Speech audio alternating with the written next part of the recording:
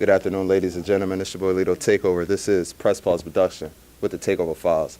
This historic, legendary episode right here, none other than Reverend Jesse Jackson. How you doing? Man, good to see you today. Oh, I appreciate everything you've done for our people, for our world. I just appreciate you. The struggle continues. So much of our great work has come out of Philadelphia leadership.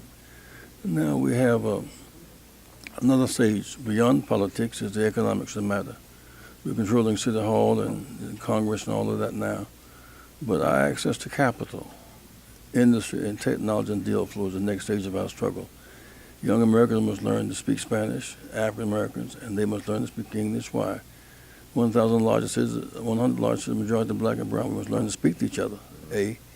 But B, beyond that, we must also study computers, apps and codes, and how to program.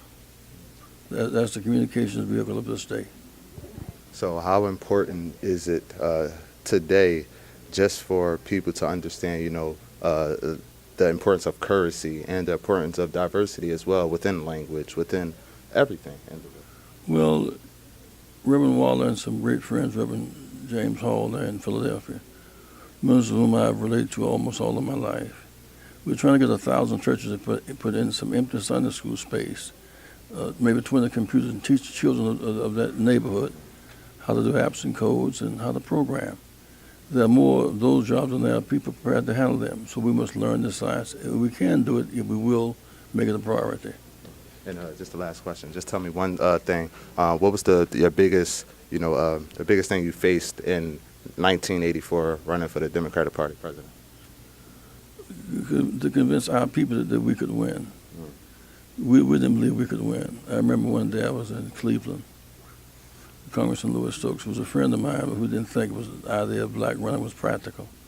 And as we talked, a 13-year-old kid walked up to us and said, Congressman Stokes, is that Reverend Jackson? The kid said, I know it's Reverend Jackson. He said, well, can a black man actually become president?